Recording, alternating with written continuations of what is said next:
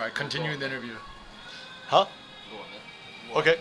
So, Bellamy, why don't you tell us a little bit about your background in terms of, your schooling and your background and actually going to art school. Art school? Why do you even have to bring that up? Because I think whenever people think about Bellamy, I don't think you ever mentioned the fact that you went to art school. So can you Not tell us a really. little bit more about that? Yeah, I went to art school and studied graphic design at first, and then found I didn't really enjoy it that much, so I moved over to photography. Yeah. And Why? I enjoyed it.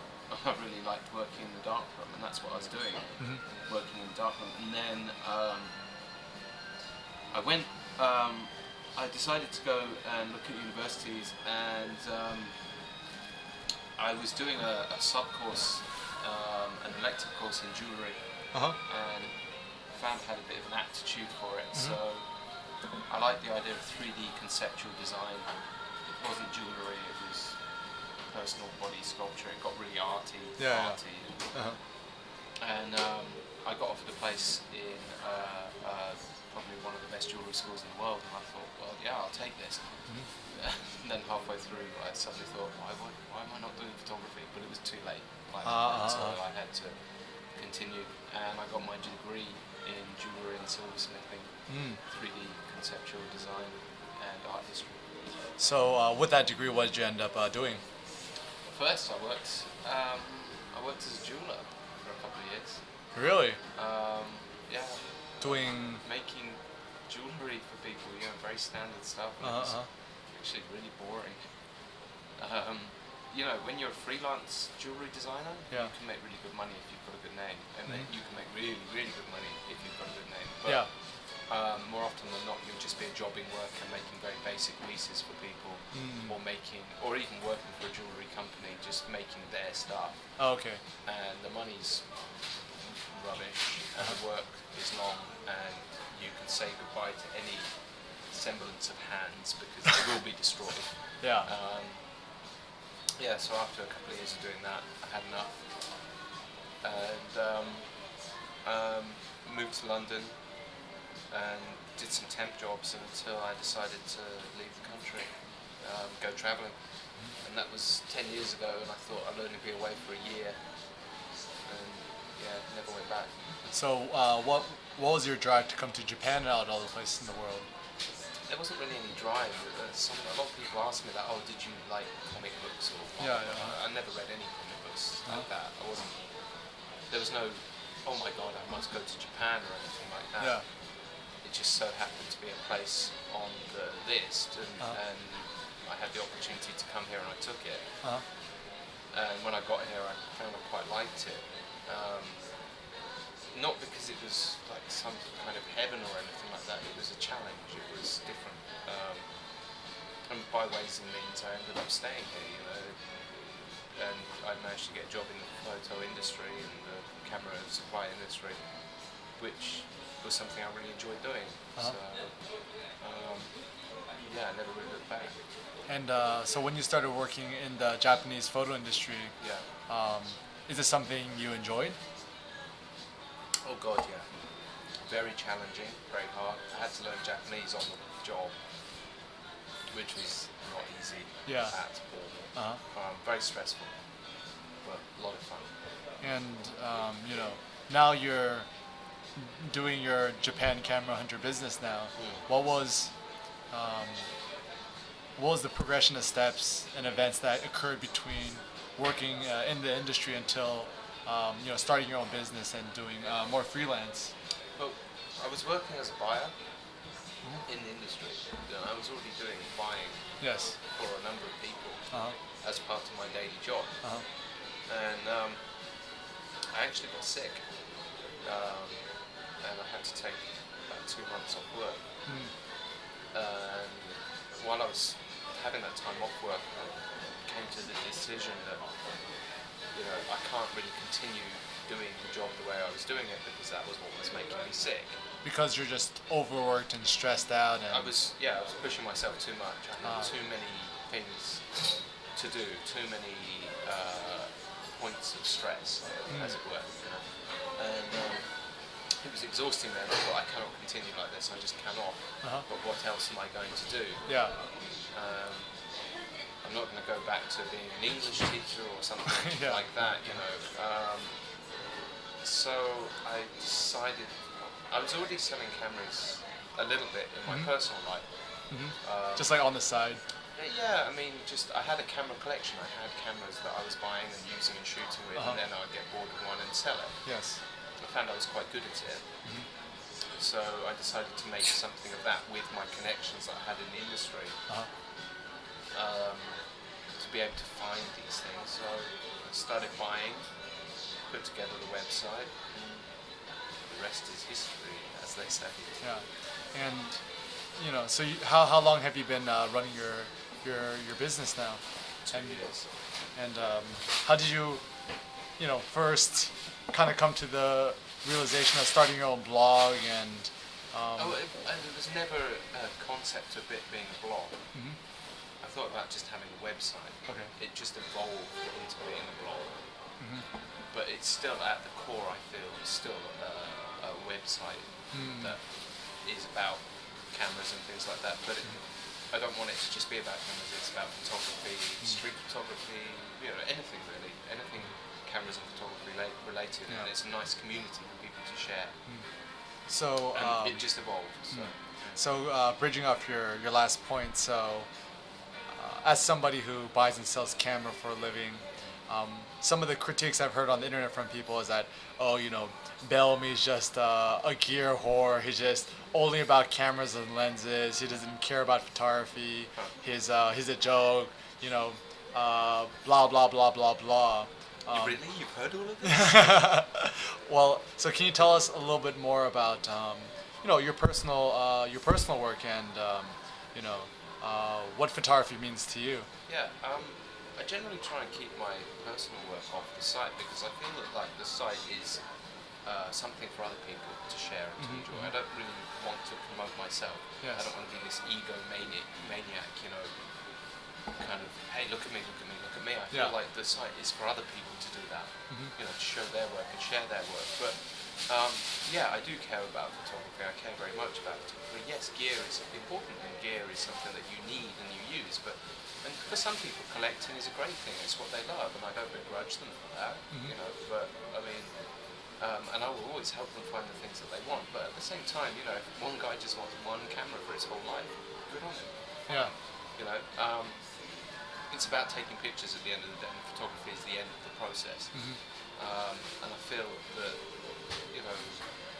some people just see the gear, that's all they see, and they don't see the interviews I've done with photographers, up and coming photographers, even established photographers, whose work is outstanding, phenomenal work. And I think that's a really important point, and that's something that's becoming more sort of regular on the site. My personal work I don't generally show that often, but I do occasionally. And I will show more as people have been sort of asking me, pushing me to do so. I'm quite shy about what I take pictures of, and I don't show it unless I'm really, really happy with what I've produced.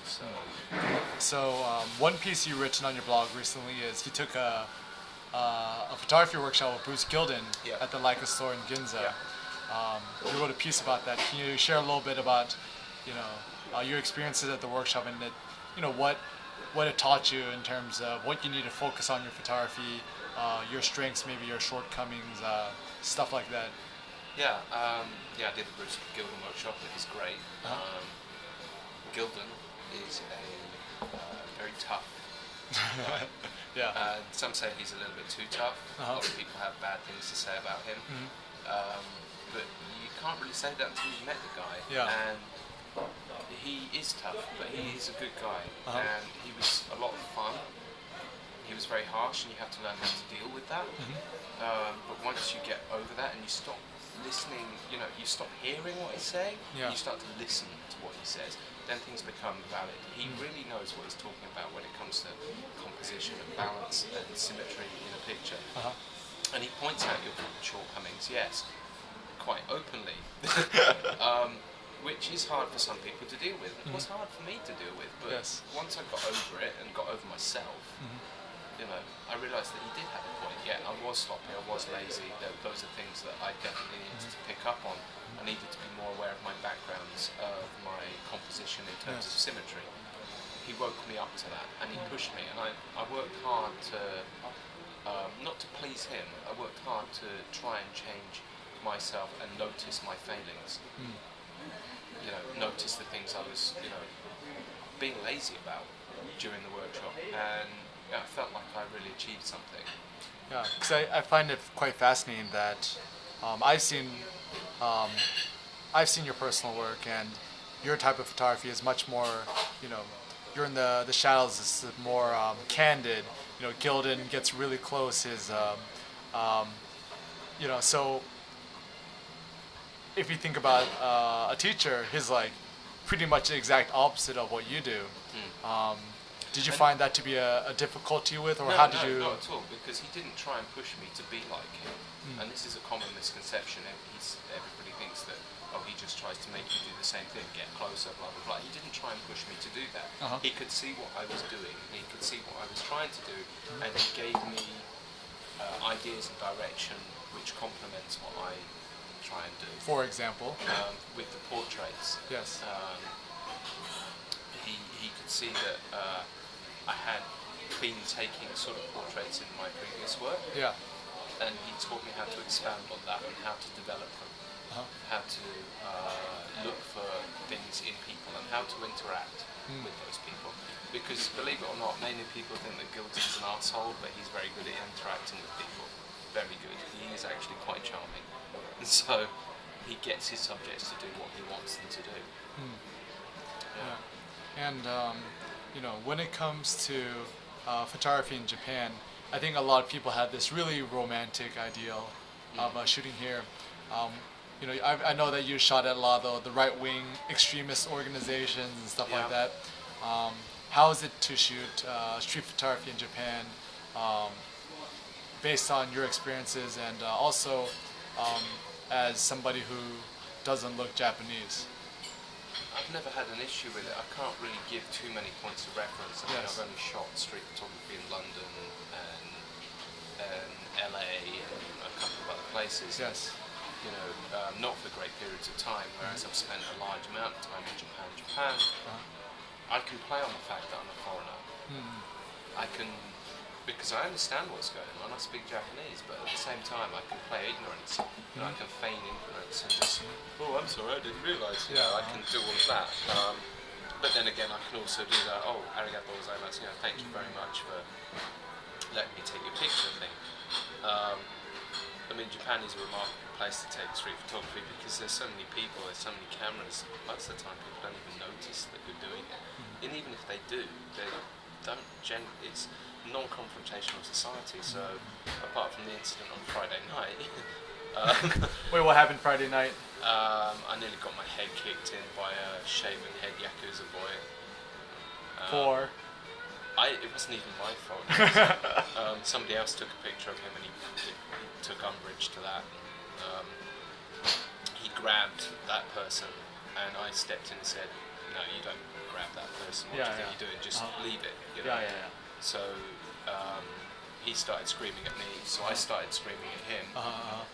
And it was going on in Japanese, and he didn't think I understood, and I started screaming at him in Japanese, which he didn't like very much, and he pushed me, so I pushed him back, because I'm not taking that. And so then he grabbed me, and he tried to smash my camera, and I said, right, should we go to the police station? He said, no, I'm taking you to the police station. And I said, okay, fine, let's go. At which point he suddenly realised I was serious and he bottled it, and he said, pushed me again and said, don't come back, don't piss off. And got one of his mates. And, you know, I would have, I'm not saying I would have kicked his head in, that's stupid, pointless. But I wasn't going to back down. But when I could see that he had 5 friends standing in the back of the alleyway, which he was dragging me towards, I realised it was probably better to just walk away from this one. Safe idea, safe idea. Well, I've heard you speak Japanese, and I don't know Japanese, but it seems like you're quite fluent. I wouldn't say I wouldn't say perfect, but You're quite fluent. I'm okay. Yeah. Which, and how long have you lived here again? 8 years. So, being here for 8 years, how Japanese do you feel versus being an English bloke? I don't know. I mean, it depends on the situation. When I go into a shop and I want to really impress them, I can switch on the Japanese Keigo style charm and act like a Japanese person if I want to. Yeah.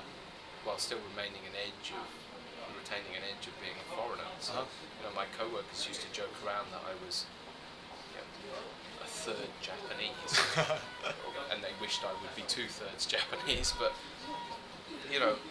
sometimes I like being a foreigner. I'm happy to be a foreigner. I have that different perspective, and I'm quite happy with that. Because I thought it was very interesting that we were together, and I don't exactly remember the situation, but you're like, as someone who's lived in Japan for so long, I feel like really embarrassed, like what that person is doing, or because there's this whole society thing here, a sort of a group feeling, as it were. Yes. And sometimes when somebody's doing something which is considered rude or embarrassing or something, I can feel that because I know it is through living here for so long. I know that that's not the sort of behaviour. Whereas I think people who haven't lived here wouldn't notice it because it would be normal behaviour back at home. It's not to say I don't because I've done that before. I am a foreigner. I have, but I do notice the Japanese people's thing. Kuki yomino, reading the air. I can read the air. I can sense when the Japanese are uncomfortable, which I think sometimes other people can't. Yeah. So it's nice because I have both sides, because I can also be the one causing it if I want to. Yeah. One of the things I asked you a few days ago is, you're starting to do a lot more with your business. So not only do you buy and sell cameras, but you have an active community on your blog. You're making your Bakuri cases. Bakuri cases, yes. And now the branded Japan Camera Hunter cases. Yeah. Straps and the whole lot. Yeah. What is? Can you share a little bit about, one of your dreams that you described to me earlier? Because I think it's quite nice.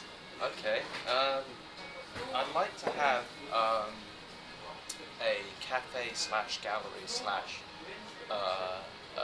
demonstration space, I guess exhibition space, workshop space in Tokyo, which is also a shop. It sort of encompasses everything in Tokyo, where people can come from around the world and go, hey, I'm going to Tokyo, I want to go to Japan Camera Hunter's store. Yeah. And have a coffee, read a photo book, look at cameras, buy a camera, or just chat with other like-minded people from around the world, Japanese, foreigners. I want to have something where people can gather, exhibition space on the wall, presentation space where people can do, workshops and things like that, library, etc. So I think that's sort of the plan in the pipeline. I think that's a fantastic plan. Yeah. I don't know when it's going to happen yet. It's quite an expensive thing to put together. Of course. But hey, so if there's any angel investors out there, oh yeah. But yeah, it's something that's going to happen. So going back to your photography, what projects are you thinking about currently focusing on or working on, etc.? I'm working on a couple. I'm working on the portraits piece, portraits of the disconnected, and that that's sort of in its infancy, really. Yes. And that was something that Gilden encouraged me to continue with, because he said it was, in his strange way of complimenting people, something I was reasonably good at. So I took that as good as it gets. Yeah. And I'm working on one which is similar to one of the ones that you're doing, which is detritus, rubbish, gomi. Gomi is the Japanese word for rubbish, so that's called gomi, and it's it's not rubbish in terms of regular rubbish. It's rubbish that is arresting. Something that makes you stop in your tracks on the street and go, why the hell is that there? And you see that a lot in Japan. You see the weirdest things dumped out in the street. So, that's another one. And there's a couple of things that I'm thinking about putting together at the moment, but I haven't started on those. So there's always something going on. Yeah. And one question that Charlie's asked a lot of people that's nice is, what is one question that nobody's ever asked you, but perhaps you wish that they asked you? Nobody's ever asked me. God, I can't think. Whether it be your maybe your personal life or misconceptions, anything like that. I've had a lot. I mean, most of them, people ask me a lot. I mean, I think the one that people don't ask me is why do I do what I do? Why do I do Japan Camera Hunter? So Bellamy, why do you do Japan Camera Hunter? And speak up because this is important. I absolutely love doing what I do, and I love making people happier in what if they get something that can enable them to take a picture, enable them to continue with their photography, or encourages them in some way, that makes me happy. Yeah, yes, it is a job, and yes, I get paid for it, which is great. That makes it even better. Yes.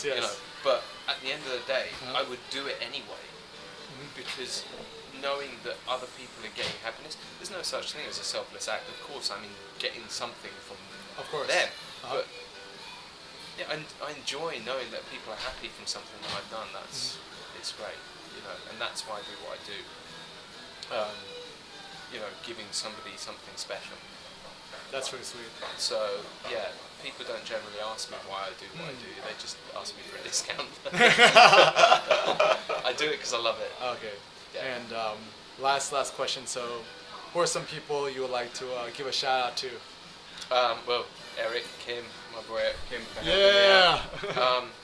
Charlie Kurt for encouraging me to do this. He was one of the people that really sort of gave me a kick up the arse. Not just in terms of the website, but in terms of my personal photography. I couldn't have done it without him. Adrian Story, he's a good mate, and he's also been sort of really supportive of what I do here. There's been so many followers on my site, so many great people who've supported it from day one, that I can't really name all of them, but all of those people who support my site and give me nice comments and mail me, and I love it every time they do, and I'm thankful for them. My mum. Yes. The usual thing. I'm going to start crying. When's the music coming?